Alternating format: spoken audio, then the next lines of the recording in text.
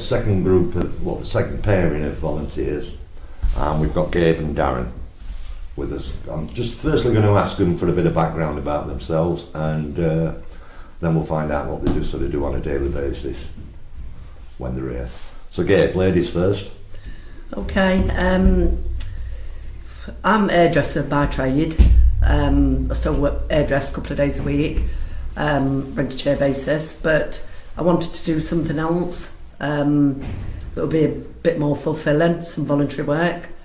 And I got pointed in Salcare's direction by David, and I've never looked back. I tend to do a bit of everything here, a bit of just fitting in wherever possible. The cafe, we have a range of things available if you didn't want to do that. So yeah, I just do a bit of everything really. Right. And how long have you been here, Gabe, now? I've been here 3 years now. Oh, crap, yeah. Yeah. That's good. And like I say, I've upped my days now. I started on 1 day, and then I do about 2.5 days now. Right. I've also been involved in, they run a lot of courses here, which I've been on every one that I can go on so far. And it just builds your self-esteem up and gives you a sense of purpose to come here, and it's just like one big family here. Yeah. Are you still hairdressing? Yes. Well, I don't know many. I know a few hairdressers, and they certainly don't suffer from a lack of self-esteem. So that sort of surprises me that you. Well, I think everybody does at some point. I've gone through a bit of a personal crisis in my life, and gradually and slowly, it's built my self-esteem back up to what it was many years ago. With the help of the Salcare volunteers and the staff. From the other interview we did, there's a lot of camaraderie here, isn't there? Oh yes. Everybody seems to get, well, on the surface they all get on. No, it's underneath the surface as well. It's a lot of camaraderie, a lot of banter. Nobody takes offence at anything. And we're just all mix in. Good. And are you local? Yeah, I'm originally from Langley Mill, born and bred in Langley Mill, and I live at Eastwood at the minute. Right. We don't need your address or phone number. No, good for that. Thank you. Thanks, Gabe. Darren? I'm Darren. I came to Salcare just over 2 years ago. My background is big industry, gas industry. And through health problems I ended up losing my job, ended up getting isolated because COVID hit and it was just car crash. And I, like Gabe, was looking for something. I had to get back out into life, into society, and my job coach at the time said, okay, try Salcare. My idea was to come here for half a day, just to get me out and about again, and within 3 weeks I was here 6 days a week, and I've kind of stayed here ever since, dealing with kind of office stuff, fundraising, which I've got into since I've been here, which I never ever thought I'd be into that, but yeah, I'm amazed. Got a couple of grants for the place and what have you, so I'm well chuffed with that. Well, you're not local though, Darren, are you?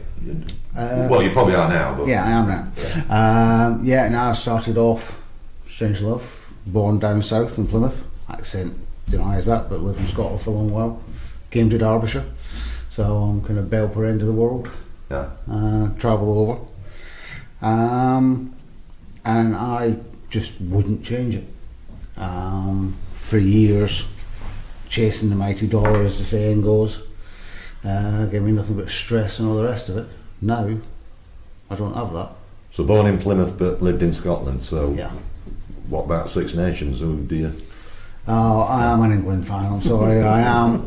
I did for quite a few years when I was living in Scotland, I was a Scotland fan because I thought I was Scottish, and then suddenly realised I actually wasn't. So I changed Was that a secret though? Didn't you know? Yeah, it was just one of those. You're like, oh yeah, trying to fit in. I don't need to worry about fitting in. I just be me now. Yeah. So, Yeah, you moved down here, what? 30 years ago. Crikey. Yeah. So yeah, more, just over 30 years ago. Yeah, came back down this end of the world. So yeah, I've been kind of all over, and it's the accent's a mix of this Lincolnshire in there as well. Spent about 15-20 years in Lincolnshire. It's a very strange accent, so once it gets into your soul, it kind of mixes up, and then with all my other ones. Yeah. So you both, it looks like you've both sort of made a sort of pathway here, as it were, in order to get something out of life, really, isn't it? It's yeah, but the beauty of it is, or for me, yeah, it sounds like did it to get something out of it. No, I don't mean. Do you mean on a personal I don't mean level? materialism or anything like that. No, a personal level. Yeah, Yeah. it's just I just love coming in and doing. I'm also part of Darvish Time Swap, so I get to help people with that as well. And no, it's not like I'm a do-goody. It's just I enjoy giving and not having to worry about it all. Yeah, Right. I'd second that. There's not the responsibility, shall we say, of having to bring in that wage and all the rest of it. I just get to do it. Yeah. It's the easiest way of putting that. Mm. So yeah, as I certainly wouldn't change it. The people I've met, people I've brought on board in here, because now we've got Struth. How many volunteers we've got now? Yeah, we've got crap with that, can't 10 you? as well. Yeah. What sort of people coming here to use the services? I'd Because say you've got a wide. cafe, haven't you? Yeah, a wide variety from all walks, from homeless people to People that just want to come in come and and have have a a chat. look. Yeah, Yeah. We literally cover the whole spectrum. yeah, we do. There's a lot of things going on at the minute to support the community, like the Warm Hub, the Winter Warm set up. We have a cookery course going on, and it's all kind of based around the food bank and the pantry, which is the discounted pantry, the community pantry. And there's a lot of drive in that specifically for this community. Yeah. Because times are hard. Let's not shy away from that. Times are bloody hard. So that's kind of where we are. Like on a Tuesday, free hot meal.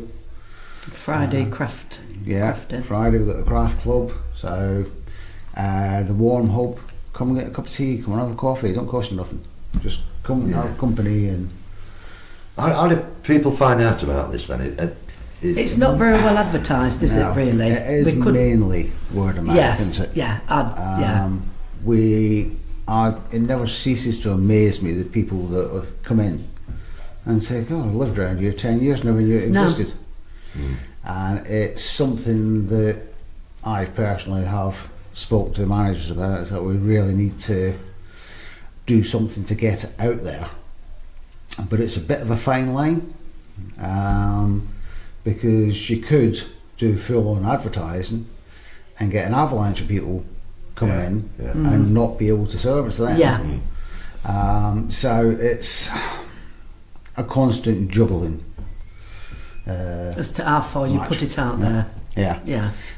But it does, I think it does need more advertising. I'll probably get told off for that, don't care. Yeah. I'll back you up. But we are primarily here to service the community. Yeah. And that's, I think, what gives me the most pleasure is you don't think about it, and then all of a sudden you just sort of sit down and go, Yeah, bleed now. How many people have actually been through here today? We've gone and got bits for them. Well, I've been here about an hour, and then, I must have seen sort of 20, 25 people in and out. Yeah. That's good, isn't it? I was going to say, bear in mind you've been in this room. Yeah. Yeah. Well, So, for some of the yeah. time. What sort of organisations donate? There's a wide range of, on an organisational level, like the Police and Crime Commissioner, they not so much donate as support the domestic violence unit, which is more the upstairs Yeah. that we talk about, down to local charity or like the local council and what have you. We get small grants off of them for different things. Rural Action Derbyshire, and it's a constant battle to get funding. Gabe, you mentioned a cookery course. What's that about? What's the sort of relevance of that? Why? I'm not sure about the cookery course. It's only been running, 2 or 3 weeks, hasn't it? Well, this is the second time it's been run, and basically the idea is it gives people those skills to make meals out of what they've got and not necessarily go out and buy packets of stuff or what have you. There's some They young can do ones it. in, didn't we, Yeah. last week? Yeah. We've got a couple of young ones that are on it just now, and they're going great guns, and the things they're knocking up, which we can then offer as meals in the cafe, for example, because the two young ones we're talking about, they're planning on coming and doing some volunteering. So yeah, use those skills that you've learned here.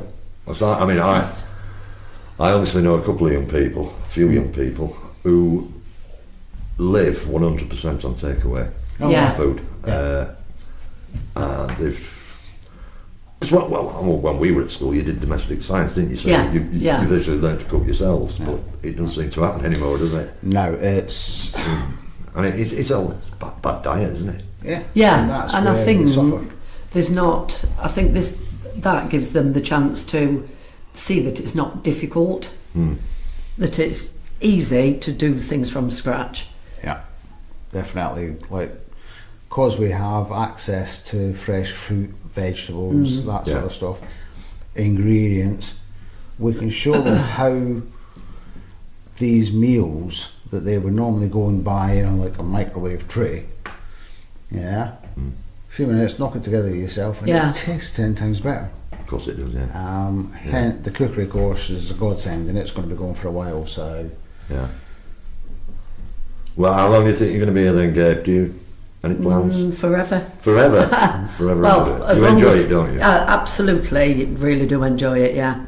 Like I say, it just gives you a sense of happiness and to be able to help others in this way. Yeah.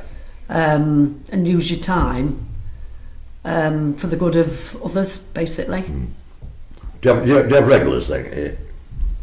People regularly coming in, or?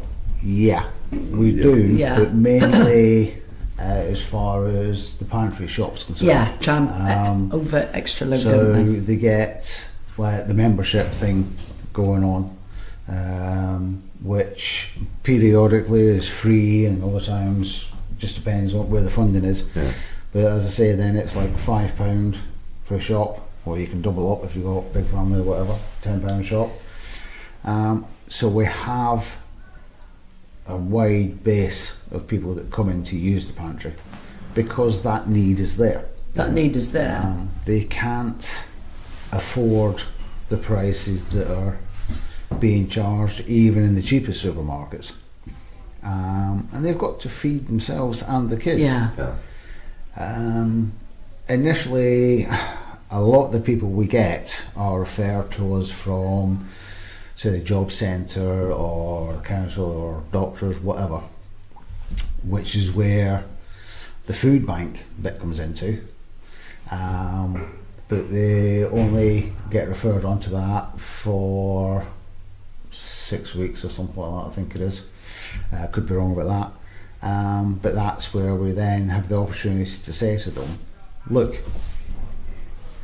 if you pay the £5, you can get this pot. And you can see a lot of the time that little light bulb going off in their head, going, oh, I've actually got the opportunity to feed my kids properly now. Yeah. Because I can afford to do it through here. And it's not a case of taking them away from the charity side of it, i.e. the food bank. It's a way of trying to give them a bit of independence. Yeah. And belief that they're actually contributing, and that is huge. Yeah, I'd agree with that as well, Des. So just back to the cooking lesson then. And a lack of advertising really for what services you've got. How have you got those people involved? Facebook, wasn't it? Yeah, Facebook's where they tend to do a bit of stuff, get it on there, and they do it ahead of time. So we've actually got a waiting list for the cookery course and what have you. Have you? Which to me is brilliant. But the lady that runs the cookery course at the minute, she can't take on like a dozen students, shall we say, at the same time, because she just doesn't have the capacity. Yeah. There's a market there, isn't there? Because we all know that a lot of people have poor diets and they waste money on, as I mentioned before, takeaways. We've tried distributing leaflets, but I don't think that because you get leaflets through your door and you get binned. Yeah. I don't think that really worked. Where the community cafe comes into it, because they do fresh meals, really cheap. You can't believe the price. I'll sort of look at it sometimes and go, how can they be doing it? Yeah. But it's not about profit. It's about feeding people, trying to cover the costs. But it's, as I say, like a Tuesday, it's free hot meals, and we get people, as I say, from all walks of life. Some of them because they desperately need a hot meal and it's the only way they can get it. Others because they can come in, have conversation with people that they don't actually know. Yeah. And if they can afford it, then they'll donate. Right, Darren, Gabe, thank you very much for that. Just highlights to me again what people can get out of volunteering. You're so obviously enthused with it. Really is fantastic. You do a great job. I know you're not fishing. You don't do it to fish for compliments, but you really do a good job. I just get a great lift out of helping others. Brilliant. So that was number 5 in our series. I hope you enjoyed it. Gabe and Darren, thank you very much for that. A good insight, and it just goes to prove really how much they get out of this volunteering and what a good job that Salcare do. Thank you.